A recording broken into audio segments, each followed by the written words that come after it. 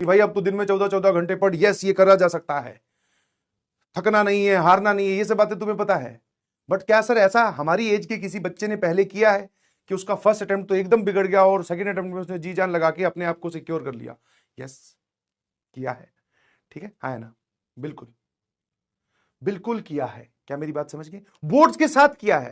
तुम मेरी ख्याल से मेरी एक स्टेटमेंट भूल गए जो तुम्हें मैं पूरे साल लक्ष्य जेई में बताता हुआ आया था कि जब रिजल्ट आता है और फर्स्ट अटेम्प्ट 12th वालों का होता है, सेकेंड अटेम्प्ट में भी 12th वाले परफॉर्म कर जाते हैं with boards, with practicals, with lot of destruction, सारी चीजें करते हैं। और अभी तो बोर्ड छोड़ो, सेकेंड अटेम्प्ट छोड़ो, अभी तो वो जेई एडवांस में भी फोड़ेंगे लक्ष्य वाले। एक बात पहले बोली थी ना कि टॉप रैंकर्स जब निकलते हैं तो उसमें मैक्सिमम 12th वाले होते हैं, वो बात सत्य है अभी भी। क्या मेरी बात समझ में आई कि नहीं समझ में आई? क्या ये बात समझ में आई? तो यस इट इज पॉसिबल। अब सर ये अगर पॉसिबल है तो हमारा प्लान या फिर स्ट्रेटेजी क्या होनी चाहिए? ठीक है, सबसे पहले बेटा कैटेगराइज योरसेल्फ। समझ में आया? कैटेगराइज योरसेल्फ, कैटेगराइज स्पेलिंग ठीक लिखिए, हाँ कैटेगराइज योरसेल्फ।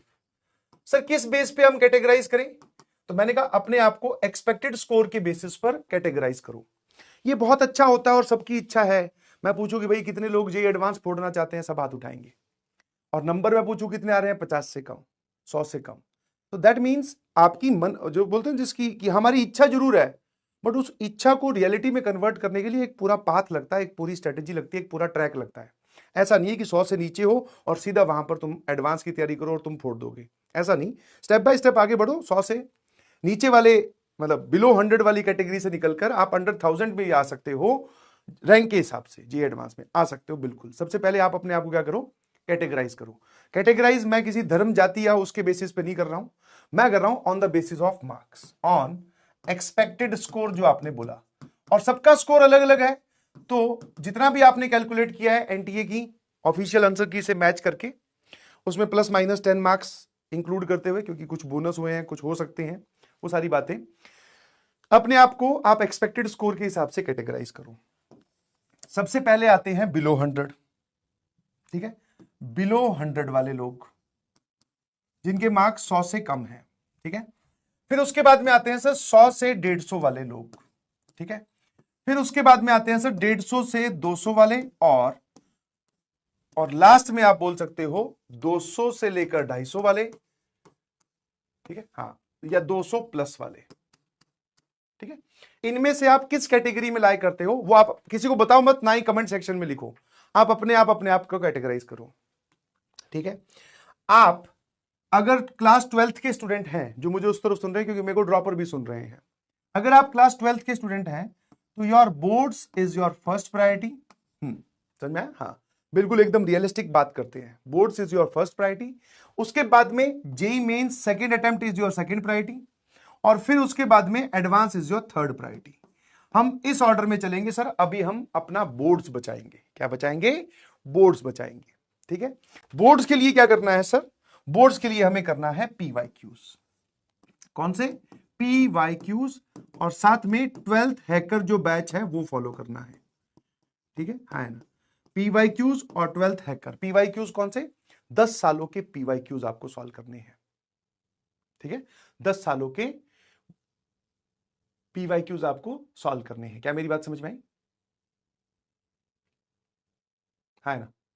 जिन लोगों का बोर्ड्स ओवर हो गया वो एक अलग कहानी है, बट कुछ लोगों के अभी बोर्ड स्टार्ट होने वाले हैं सीबीएसई की अगर मैं बात करूं, तो आपको ये वाली चीज करनी है। जिनका बोर्ड ओवर हो गया अब उस पर आता हूं, ठीक है, रिपीटेडली। और ये सिर्फ काम आपको फिजिक्स केमिस्ट्री मैथ में नहीं, English, Hindi, computer science, physical education, ये वाले सब्जेक्ट भी अगर आपके पास में है तो उनमें भी करने हैं।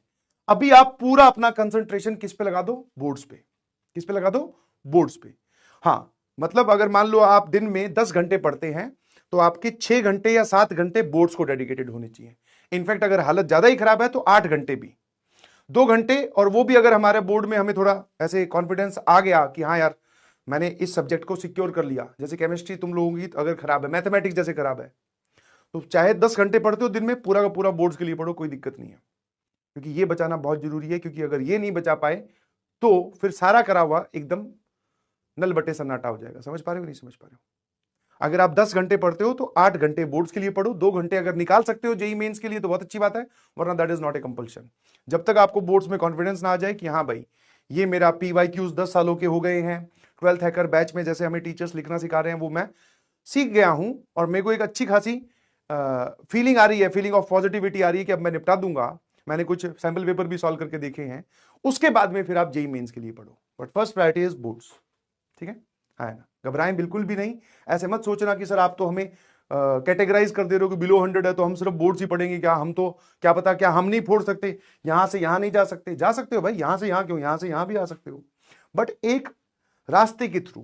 क्या बोला कि जब आपको एकदम पॉजिटिविटी आ जाए, जैसे मान लो मैथ्स की बात करें, तुमने देखा कि सर 12th हैकर के जो लेक्चर हमारे चल रहे हैं, जो आप बता रहे हो सर वो एकदम मेरे को क्लियर है, क्वेश्चंस भी मेरे लिए डिफिकल्ट नहीं है, मैं सॉल्व कर पा रहा हूं, sample paper is very good for me और मैं कर दे रहा हूं सारी चीजें। ठीक है, फिर उसके बाद में अब जो सेकंड टास्क बता रहा हूं वो बताऊं। ठीक है, अब आपका बेटा कहीं ना कहीं, अब मैं सेकंड अटेम्प्ट की बात कर रहा हूं मेंस के लिए, अगर आपके मार्क्स 100 से कम आए हैं तो एक मेजर रीजन रहा है कि आपने या तो आपका एक पूरा सब्जेक्ट ही गायब है या फिर आपने बहुत सारे चैप्टर्स छोड़े हैं। आपने क्या किया है, जो चैप्टर्स होते हैं ना चैप्टर्स, आपने चैप्टर्स के चैप्टर्स पे कांटे लगा रखे हैं। हाँ, जैसे मान लो किसी ने कोऑर्डिनेट ज्योमेट्री छोड़ी होगी, किसी ने कॉम्प्लेक्स नंबर छोड़ा होगा, किसी ने PNC छोड़ी होगी, किसी की 11वीं बर्बाद है, किसी की 12वीं का कैलकुलस वाला पार्ट बर्बाद है। मैं मैथ के पॉइंट ऑफ व्यू से बात कर रहा हूं। ये इतना कम स्कोर आने का कारण सिर्फ यही है।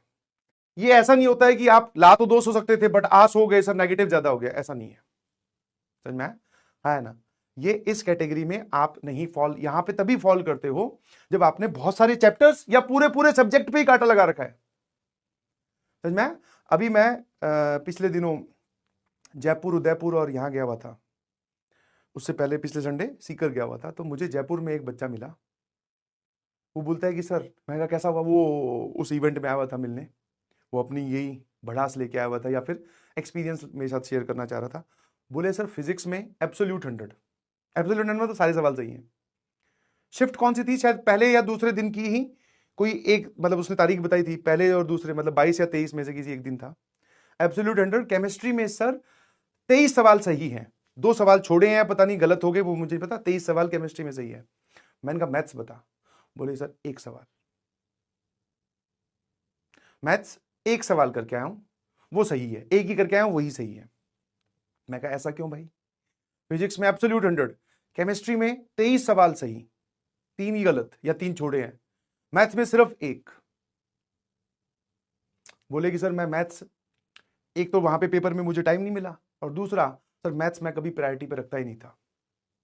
तो देखो बच्चा तो इंटेलिजेंट है ना, क्योंकि ऐप से थोड़ा ऐसे थोड़ी ना यार, किसी भी सब्जेक्ट में अगर फुल आउट ऑफ फुल ला रहे हो तो ना पढ़ने वाला बच्चा तो नहीं ला सकता। और केमिस्ट्री में 23 सही कर रहा है तो केमिस्ट्री भी पढ़ी है उसने।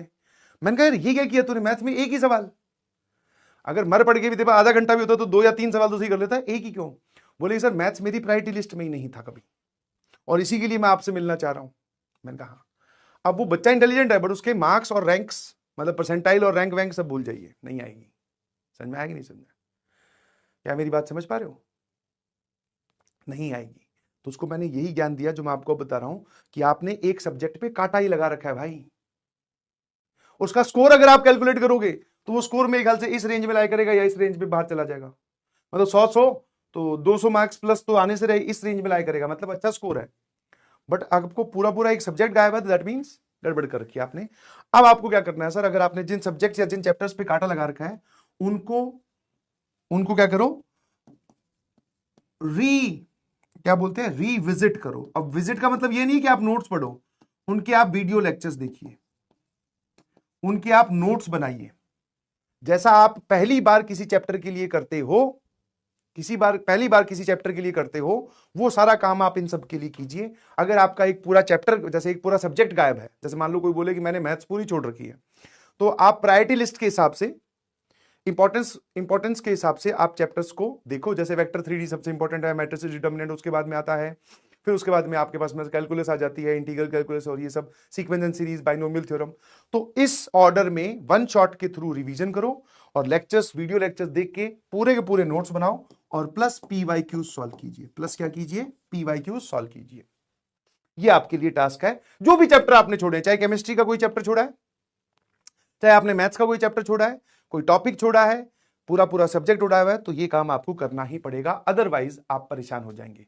और ये चैप्टर्स को किसकी तरह, प्रायोरिटी लिस्ट। अब सर ये कहां मिलेगी, सर ये भी आप दे दो, मिली हुई है बेटा, ठीक है, मिली हुई है, नेट पे सर्च कर लेना, priority list of JEE Mains chapter for class 12th by Sachin sir. Mathematics की भी है, फिजिक्स केमिस्ट्री की भी आपको मिल जाएगी, ठीक है। क्या ये बात क्लियर है?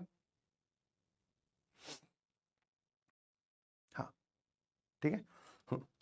उसके साथ साथ अभी रिवीजन, हाँ अगला प्लान क्या है वो भी बताऊंगा, पर देखते रहिए। अब जिनके 100 से 150 आ रहे हैं तो वो भी आपके लिए अच्छा। इसमें जो मेरे को प्रयास वाले बच्चे सुन रहे हैं वो बोले सर हमारा बोर्ड तो हो गया, तो आप बस यही काम पे फोकस करो, इस काम पे। ये जितना आप बढ़ा पाओगे उतनी अच्छी आपकी प्रैक्टिस होगी, ठीक है। जिनका बोर्ड, जैसे प्रयास वाले बच्चे मुझे सुन रहे हैं, बोले सर हमारा बोर्ड तो है नहीं, तो बोर्ड नहीं है तो कोई बात नहीं, फिर आप इस चीज पे फोकस करो। सेकंड अटेम्प्ट के लिए वापस से जो भी पार्ट आपका वीक है, डैमेज्ड है, उसको रिपेयर कर लीजिए प्लीज, बहुत अच्छे से। समझ में आया? प्रायोरिटी लिस्ट के अकॉर्डिंग रैंडमली मत कीजिए, ठीक है। जैसे अगर कोई मान लो केमिस्ट्री मैथ सब पढ़ना स्टार्ट कर रहा है तो वेक्टर 3D से मैं बोलूंगा स्टार्ट कर। हाँ मंजिल में 1 शॉट देख सकते हैं, डले हुए हैं। उसके बाद में 1 शॉट हमारा कंप्लीटेड कब कहलाएगा, जब हम उसके साथ साथ PYQ सॉल्व करेंगे। हर चैप्टर मिनिमम 30 PYQs आपको सॉल्व करने हैं, और उस PYQs में इंक्लूड करना TYQs भी। TYQs क्या होते हैं सर, दिस ईयर क्वेश्चन, ठीक है। अब आ जाते हैं सर यहां पर, इसमें भी सेम लगभग वही है। जो आपका वीक पार्ट है, वीक या फिर डैमेज्ड पार्ट है, उसको वापस से आप क्या करें, रिपेयर करें, है ना, ठीक है। PYQs की प्रैक्टिस ज्यादा बढ़ाएं, यस PYQs की प्रैक्टिस ज्यादा बढ़ाओ, क्योंकि 100 से 150 मार्क्स आपके आ रहे हैं, दैट मींस आपने पढ़ाई करी है, बट वापस थोड़ी थोड़ी कमियां कुछ रह गई है। टेस्ट की टेस्ट देने की स्ट्रेटेजी आपके पास में अच्छी नहीं थी, आपने टेस्ट कम दिए, या फिर आपने PYQs की प्रैक्टिस कम की, रिवीजन आपकी कम हुई है, तो आप रिवीजन और इन सब चीजों पे ज्यादा फोकस करें, ठीक है ना। और अगर आपको भी लगता है कि बोर्ड मेरे थोड़े गड़बड़ चल रहे हैं, तो board is your first preference. जितने भी बच्चे 12वीं की मुझे सुन रहे हैं, बोर्ड हमेशा आपका फर्स्ट प्रेफरेंस रहना चाहिए, अगर आपको उसमें कॉन्फिडेंस नहीं है। और कॉन्फिडेंस कब आता है सर, जब हम बोर्ड के लिए थोड़े से मेहनत कर लेते हैं और क्वेश्चंस अटेम्प्ट कर लेते हैं, लिखना सीख जाते हैं, लिखना देख लेते हैं, और जो हमारी डेरिवेशन फिजिक्स और केमिस्ट्री में जो भी प्रूफ्स वगैरह हैं वो अगर हम ध्यान से याद रखते हैं, तो फिर हमें एक कॉन्फिडेंस आता है कि अब मैं संभाल लूंगा। जब तक वो कॉन्फिडेंस नहीं आई, your boards is your first priority, ध्यान रखिएगा प्लीज, ठीक है। ये सारी चीजें आपको करनी है। और इसमें भी जैसे जैसे मैं साथ में जैसे रिवीजन लिख रहा हूं ना, रिवीजन, तो हम लोग भी आपके लिए कुछ प्लान लेके आए हैं, वो रिवीजन आप वो वाले लेक्चर्स भी देख सकते हैं। वो कैसे देखने हैं, क्या करना है, वो मैं आपको बताऊंगा बाद में। ये बात क्लियर है? क्या ये बात सभी को क्लियर है? वीक पार्ट रिपेयर करो, कोई भी पार्ट ऐसा नहीं होना चाहिए जो आपका बहुत डैमेज हो, बहुत खराब हो। उसके लिए आपको अगर वापस रिपेयर करने के लिए वापस वीडियोस देखनी पड़ रही है तो जरूर देखें, नोट्स बनाएं, 1 शॉट से लेक्चर कवर करें, PYQ सॉल्व करें। यही एक तरीका है, यही एक तरीका है, किसी के लिए नया कुछ भी नहीं है ना। हाँ सिर्फ और सिर्फ मेंस ओरिएंटेड पढ़ाई करनी है, बिल्कुल मेंस ओरिएंटेड पढ़ाई इतनी जबरदस्त करो कि वही पढ़ाई एडवांस में भी काम आ जाए। जैसे एनसीईआरटी पढ़ते हो केमिस्ट्री के लिए काम आ जाएगी, PYQ सॉल्व कर रहे हो मैथ्स के लिए काम आएंगे, 100% एडवांस के लिए काम आएंगे। भाई बहुत डिफिकल्ट सवाल आ रहे हैं। और फिजिक्स के लिए आपको जो फॉर्मूला आप देखते हो, थ्योरी आप अच्छे समझते हो, नोट्स आप रिवाइज करते हो, PYQ सॉल्व करते हो, तो वो एडवांस में भी काम आएंगे। बट अभी आपको सिर्फ और सिर्फ ये मेंस के लिए बताए जा रहे हैं, ये सिर्फ और सिर्फ मेंस वाला, ठीक है। बिना अपने आप को अंडर एस्टिमेट करते हुए और ना अपने आप को ओवर एस्टिमेट करते हुए कि मेरे नंबर तो ये आ रहे हैं बट मैं काम इस वाला करूंगा, नहीं, गलत बात। पहले ये कर लो, पूरा हो जाए, उसके बाद में कर लेना। भाई टाइम बच रहा है तो कौन मना कर रहा है, कौन मना कर रहा है तेरे को ज्यादा पढ़ने से तो कोई नहीं रोक सकता ना। बट पहले मिनिमम ये वाला पार्ट आप करके जाए, ठीक है। क्या मेरी बात समझ गए? अब आ जाइए आप यहां पर, ठीक है। इसमें आपको क्या करना है, इसमें रिवीजन भी होगी, दैट इज स्ट्राइकर बैच से। अब ये स्ट्राइकर कौन सा बैच है वो मैं आपको बताऊंगा, घबराओ मत। रिवीजन के आप लेक्चर्स भी देख सकते हैं। इसमें आपको क्या करना है sir, practice of PYQs, Mains के PYQs आपको लेने हैं, और PYQs आपको एडवांस के भी लेने हैं, ठीक है। कहां से, पोस्ट 2010। अब आप अपना जो है, आप एक डिसेंट स्कोर से ऊपर हैं, तो आप ध्यान रखना, ये स्कोर आपका ऐसा नहीं आना चाहिए कि केमिस्ट्री में 80 और फिजिक्स में 100, तो हमारा सर इसमें लाई कर रहे हैं, फिजिक्स मैथ हमारी गायब है। अगर जो भी बच्चा मुझे सुनता जा रहा है, जो जो मैं बात बोल रहा हूं, अगर आपको महसूस ऐसा होता है, तो आप पहले उस काम को कंप्लीट करें। मतलब आपका अगर कोई वीक या डैमेज पार्ट है तो उसको आप पहले ठीक कर लें, ठीक है, क्योंकि वो डैमेज पार्ट आपको आगे चलकर हैम्पर करेगा। समझ गए मेरी बात, ठीक है। पीवाईक्यूज आपको मेंस के भी प्रैक्टिस करने हैं और एडवांस के भी प्रैक्टिस करने हैं। 2010 के बाद में जितने भी पेपर हुए हैं उनके पीवाईक्यूज आप जैसे जैसे आप चैप्टर में आगे बढ़ो तो वो पीवाईक्यूज भी आप देखते रहना। हाँ, और अगर मान लो मैं बोलूं कि सर किस प्रकार का हमें बैलेंस रखना है, तो बैलेंस हमें रखना है बेटा 60-40 का। समझ में आया? अभी भी 60% your focus should be on Mains and 40% जो है दैट इज ऑन एडवांस, ठीक है। और पीवाईक्यूज से स्टार्ट करो। समझ में आया? कहां से स्टार्ट करो? पीवाईक्यूज ऑफ एडवांस,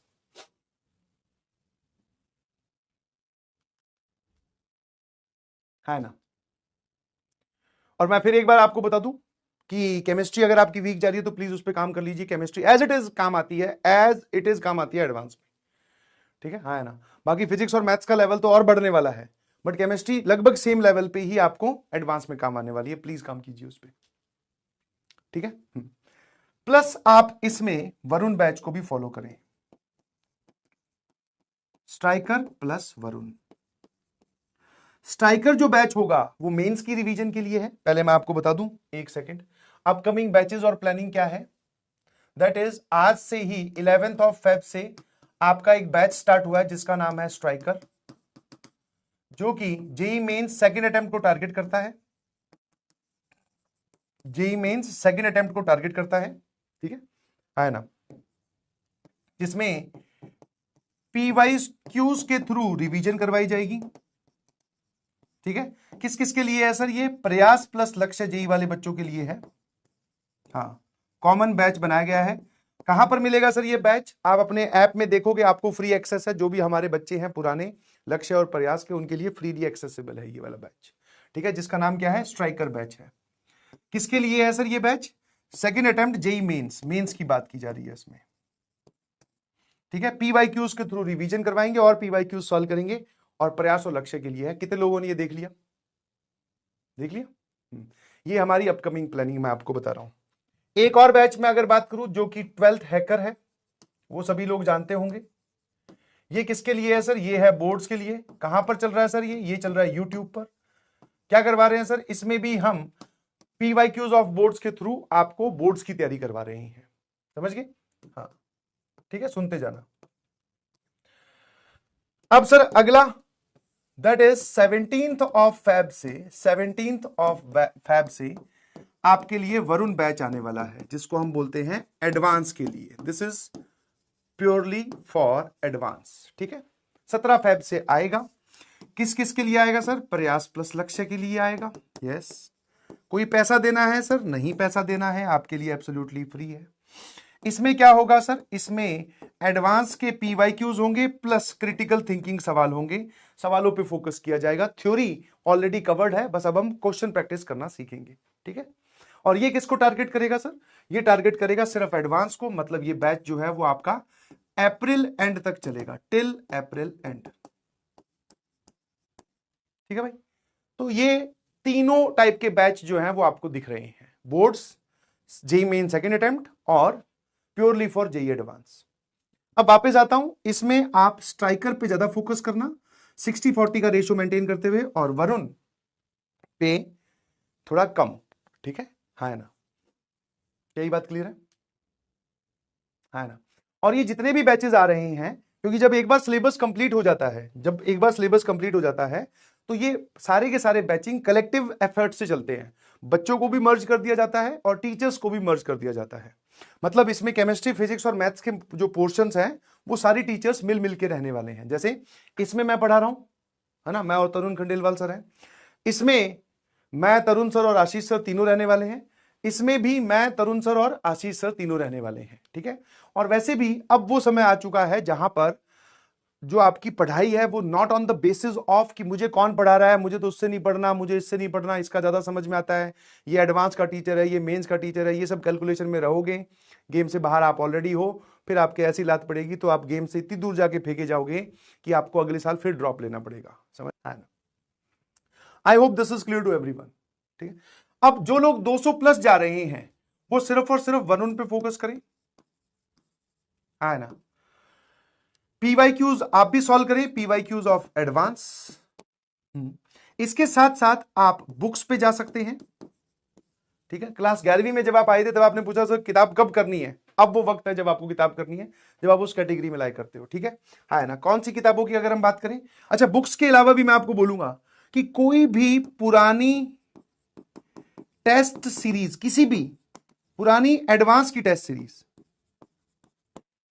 हाँ किसी भी इंस्टीट्यूट की उठा लो, कोई दिक्कत नहीं है। आपके पास पीडब्ल्यू की मिलती है, पीडब्ल्यू की, बाकी जो इंस्टीट्यूट है उनके नाम तो मैं क्या लूं, कहीं की भी आपको मिलती है फ्री में, कोशिश करना फ्री में, खर्चा नहीं करना है। पुरानी एडवांस की टेस्ट सीरीज जिसमें टेस्ट हो, चाहे वो पीडीएफ में मिले चाहे आपको हार्ड कॉपी मिले, उनके सवाल आपको सॉल्व करने हैं।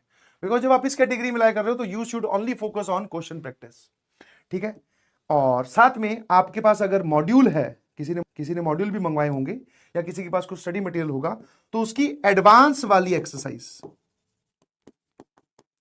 जनरली वो एक्सरसाइज 3 होती है, तो उसकी एडवांस वाली एक्सरसाइज, पुरानी कोई भी टेस्ट सीरीज लेकर एडवांस वाले उसके क्वेश्चन सॉल्व करने हैं, टेस्ट की तरह अटेम्प्ट नहीं करना है, आपको उसके क्वेश्चन देखने हैं।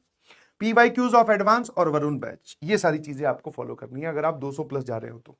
ठीक है, हाँ ये फॉलो करते जाओ। जैसे ही अप्रैल के नजदीक आओगे तो फिर मेंस की एक बार रिवीजन कर लेना। आपको प्योरली एडवांस की तैयारी करनी है, आपको एडवांस और मेंस में कंबिनेशन बना के चलना है, आपको मेंस पे ही फोकस करना है।